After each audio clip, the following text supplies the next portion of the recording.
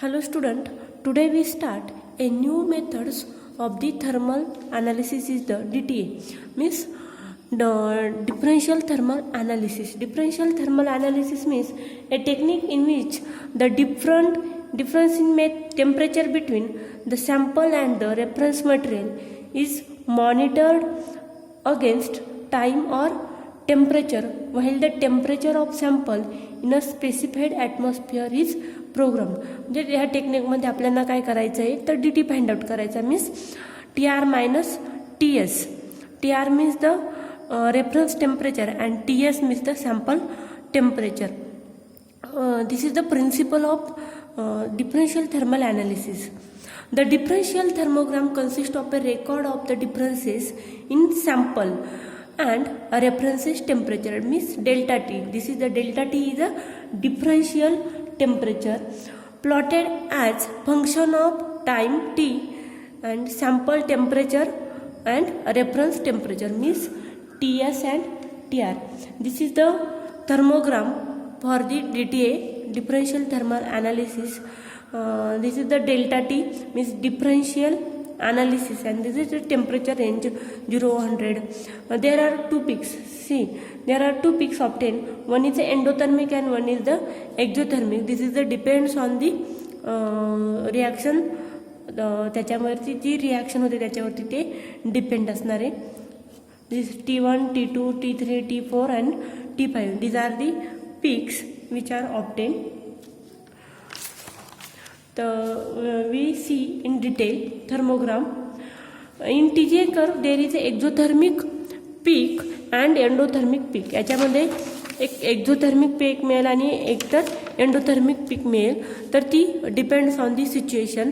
Both the shape and size of the peak may furnish good information about the nature of test sample. ज्याचा आपल्याला taste sample ज्याचं आपल्या nature माहीत करून घ्यायचं आहे, ज्याचं आपल्याला डी टी ए करायचं आहे, त्याच्यावरून त्या एंडोथर्मिक किंवा एक्झोथर्मिक पीकच्या शेप आणि साईजवरून त्या टेस्ट सॅम्पलचं आपलं नेचर करणार आहे. Generally sharp endothermic peaks gives idea of changes in crystallinity or fusion process. म्हणजे तिथे क्रिस्टल फॉर्म होतोय का याची इन्फॉर्मेशन आपल्याला एंडोथर्मिक पीक्सपासून मिळते. जर शार्प एंडोथर्मिक पीक असेल तर आपल्याला तिथे फ्युजन प्रोसेस स्टार्ट झाली किंवा क्रिस्टॅलिटी तिथे स्टार्ट झाली असं म्हणता येईल. Whereas broad endothermic signifies dehydration reaction. जर तुम्हाला ब्रॉड एंडोथर्मिक पीक मिळाली इथे ब्रॉड एंडोथर्मिक पीक मिळाली तर समजायचं तिथे डिहायड्रेशन रिॲक्शन तिथे स्टार्ट झालेली आहे. In most cases physical changes give rise to endothermic curve whereas chemical reaction give rise to exothermic curve. म्हणजे फिजिकल चेंजेस जर झाले तर it gives the exothermic curve. Sample gives the endothermic curve in the thermogram. आणि जर chemical reaction जर असेल तर it gives the exothermic curve in the thermogram. The DTA curve would be parallel to temperature axis till the sample undergoes any physical or the chemical changes of state. However, as soon as the sample has reached temperature of the change of state and the additional heat flux reaching the sample will not increase the sample temperature at the same rate as that of reference and the differential signal appears as a peak. The differential signals would return to the baseline only after the change of state of the sample. त्या सॅम्पलची state change झाल्यानंतरच ते परत त्या baseline पाशी येतात. And is completed and the temperature becomes equal to that of the reference material. म्हणजेच sample temperature आणि reference टेम्परेचरचं मटेरियलचं टेम्परेचर हे सेम होणार. that is DTA allows the detection of every physical or chemical changes whether or not it is accompanied by a change in weight. Next we study the factors affecting on the DTA curve. DTA curve ला कोणते कोणते factors affect करतात. जसं आपण TGA मध्ये बघितलं होतं तसंच इथे पण आपण बघणार आहोत. There are 3 type of factors which affects the TGA curve is environmental factor, instrumental factors and the sample factors. First we see the environmental factors. DTA technique is more sensitive to the gaseous environment around the sample than the TG. TGA टेक्निकमध्ये TGA टेक्निकपेक्षा थर्मोग्राविमेट्रिक ॲनालिसिसपेक्षा पण DTA technique is more sensible to the gaseous environment. सॅम्पलच्या अराउंडला जर gaseous असतील तर त्याच्याशी ते react होतात आणि तुमचे एक्झोथर्मिक आणि एंडोथर्मिक पीकमध्ये चेंज होतो. For example oxygen in air which cause and oxidation reaction may give rise to the exothermic peak. म्हणजे आता ॲक्च्युली तुम्हाला तिथे एंडोथर्मिक पीक मिळायचे तर तिथे तुम्हाला ह्या ऑक्सिजनमुळे काय होणार आहे, तिथे ऑक्सिडेशन रिॲक्शन झाल्यामुळे तिथे तुम्हाला एक्झोथर्मिक पीक मिळणार आहे. The reaction of gases atmosphere with the sample may also produce the extra peaks in the curve. तुम्हाला तिथे एक्स्ट्रा पिक्स पण मिळू शकते. In DTA studies 2 type of gases atmospheres are used. Static gases atmosphere and the dynamic gaseous atmosphere, and generally the peak minimum temperature is shifted to the lower temperature in the dynamic gas technique, and however the shape of the curve remains similar in the two techniques. दोन्ही टेक्निकमध्ये त्या पीकचा shape हा किंवा कर्वचा shape हा same असणार आहे. हे झालं environmental factors. जर आपण इन्स्ट्रुमेंटल फॅक्टर्स जर बघितले तर सॅम्पल होल्डर असेल, त्याची शेप साईज. इन्स्ट्रुमेंटल फॅक्टर म्हणजे त्या फर्नेसमध्ये जे इन्स्ट्रुमेंट आहे त्या इन्स्ट्रुमेंटचा शेप साईज त्याचा काय परिणाम होऊ शकतो तुमच्या DTA कर्ववरती ते आपण इथे बघणार आहोत. The first instrumental factor is the sample holder. आता सॅम्पल होल्डर आपण TGAमध्ये पण बघितले. त्याचे शेप असेल किंवा त्याचे साईज असेल, जॉमेट्रीनुसार त्याचं कर्व चेंज होतो. The geometry and the material used in the fabrication of the sample holder affects the resolution, shape and the size of DTA पिक्स. त्याचं जॉमेट्री किंवा त्याचं सॅम्पल होल्डर बनवण्यासाठी तुम्ही कोणतं मटेरियल वापरलं आहे फॅब्रिकेशनसाठी, this affects on the shape and size of the DTA peaks. If the sample holders are made from the material of high thermal conductivity, for example metals, sharp exothermic peaks but relatively flat endothermic peaks are obtained. म्हणजे तुम्हाला sharp exothermic पिक्स मिळतील पण endothermic पिक्स ह्या flat मिळतील. However, the reverse is true if the sample holders are fabricated from material of poor thermal conductivity. म्हणजे बघा, तुम्ही आता मग अशी हाय थर्मल कंडक्टिव्हिटी वापरली तर तुम्ही जर पुअर थर्मल कंडक्टिव्हिटी वापरली तर for example ceramic, according to Webb, the nature of material may not only change the shape of the peaks, but they change the inception and the peak temperature. Peak temperature असते तिथे change करू शकता. पीकचा shape आणि size नाही change होणार तर तिथे temperature change होणार आहे. and for better resolution, the size of the holders and the amount of the sample should be as small as possible. त्याच्यामुळे त्या सॅम्पलचं जे मटेरियल किंवा सॅम्पल होल्डरची जी साईज आहे ती छोटी छोटी ठेवायची तिथे. The second instrumental factor is the differential temperature sensing device. Differential temperature sensing device. This is the second instrumental factor which affects on the DT. If the wire used in the temperature sensing device are much thick, more distortion of the peak heights take place. जास्त जाडीची wire जर तिथे तुम्ही heat connection म्हणून जर तुम्ही तिथे वापरली तर तिथे तुम्हाला मोर डिस्टॉर्शन मिळेल, म्हणजे जास्त फ्लॅट तिथं ती पीक मिळणार आहे. Generally heat of transition are much less as compared to the heat of reaction and therefore the differential temperature in the former case are much smaller and there preamplification is necessary. जर आता तुम्ही thick वायरचं आपण बघितलं, thick wire जर घेतली आपण temperature sensing device म्हणून तर more distortion of the peak heights and the peak temperature may takes place. If the thinner wire are used, less distortion in peak heights and the peak temperature may takes place, but the resistance of thinner wire is much higher and may be unsuitable in impedance matching, and therefore compromise between the effective electrical resistance and the heat skin effect due to the conduction along the wire is made in selecting the thickness of the thermocouple wire.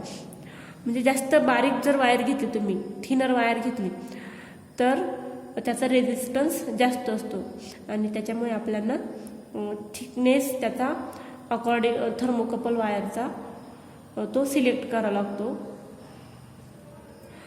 Then next is the furnace characteristics. The type of winding shows a direct effect on the DTA curve, and if the winding used in the furnace is not uniform, the baseline is changed, and this type of effect is generally seen in the hand wound furnaces. Hand wound furnaces मध्ये या ज्या uniform wire नसतील winding तर तिथे baseline ही change होते. But this problem is not seen in commercial equipment because they employ machine wound furnaces. त्याच्यामध्ये machine wound furnaces हे अवेलेबल असतात. Then next instrumental factor is the temperature programmer controller. Constant heating rate is required in DTA if the heat supply is stop or full power considerable noise may occur above the 700 degree Celsius temperature. Therefore, on-off type controllers are not used. Generally, must a motor-driven variance in conjunction with a proportional position adjusting time type programmer controller are used. Then next is a thermal regime. This is the next instrumental factor. The heating rate have a great influence on the DTA curve. Higher the heating rate, higher the peak temperature and sharper the peaks with greater intensity. And generally heating rate is in between the 10 degrees Celsius to 20 degrees Celsius per minute are employed. And in some cases even higher heating rate are preferred. 10 ते 20 degree Celsius टेम्परेचरपेक्षा पण जास्त heating rate तिथे prefer केलं जातो. Then next is a recorder. Last instrumental factor is the recorder. DTA curve is greatly influenced by the type, span, chart speed and pen responses of a recorder. As the differential signal lies in the range of several tens to hundreds of microvolts, one should be very careful while selecting the recorder span, and in some cases it becomes essential to pre-amplify the signal. The same choice is also true for the sensitivity of the recorder. जर तुम्ही proper sensitivity जर select केली नाही तर weaker signals would not be recorded, whereas the stronger signals might undergo the damping. If faster chart speeds are used, DTA peaks get flattened out. These are the some instrumental factors which affects on the DTA curve. Then next one is the sample characteristics. तर sample characteristic मध्ये ज्याच्यामध्ये physical आणि chemical अशा दोन sample characteristics तिथे येतात. तर त्याच्यामध्ये पहिले आपण बघणार आहे फिजिकलमध्ये जर बघितलं तुम्ही तर पार्टिकल साईज असेल किंवा मग अमाऊंट ऑफ सॅम्पल असेल किंवा मग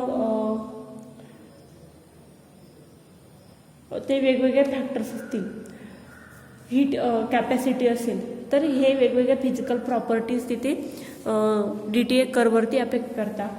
In quantitative DTA, one makes the assumption that heat capacity remains constant with the progress of the reaction, but this is changing with the progress of the reaction. Heat capacity जशी जशी heat reaction progress होते तशी तशी heat capacity तिथे change होते आणि त्याच्यामुळे ती आपल्याला मेंटेन करायला लागते. To maintain the heat capacity nearly constant, the usual practice is to mix a small quantity of the sample with an excess amount of inert material, but this creates the other problem.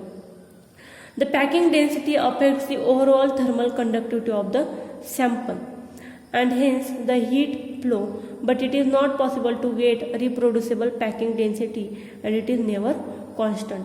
त्याची density पण ही constant नसते. The effect of particle size is related to the effect of packing density and overall thermal conductivity of the sample. Particle size alters the peak area and these areas decrease with the increasing particle size. Also, particle size influences the peak temperature. Particle size also alters the completion temperature and generally completion temperature decreases with the decreasing particle size. These are the some physical properties which affects the DTA curve. Then next one is the chemical. generally chemical reactivity of the sample holder, thermocouple material, the ambient gaseous environment and the added diluent greatly alter the DTA peaks. Therefore one should make every efforts to select this material as inert chemically as possible with the sample. म्हणजे जे generally chemically inert पाहिजे. तुम्ही जे फर्नेसमध्ये जे instrument वापरणार आहे, furnace असेल, sample holder असेल, थर्मोकपल मटेरियल असेल किंवा अजून आजूबाजूचं एन्व्हायरमेंट असेल तर ते कसं पाहिजे, ॲम्बिएंट गॅसेस एन्व्हायरमेंट, तर ते केमिकली इनर्ट पाहिजे हे सगळे मटेरियल, तर तिथे केमिकल रिॲक्शन होणार नाही. आणि तुम्हाला जसं सांगितलं तर मगाशी एंडोथर्मिक पीक किंवा एक्झोथर्मिक पीक एक्स्ट्राचे जे असतात त्या तिथे तुम्हाला भेटणार नाही. These are the some factors which affects the DTA curve. In next lecture we start the instrumentation for the DTA apparatus. Now today we stop here.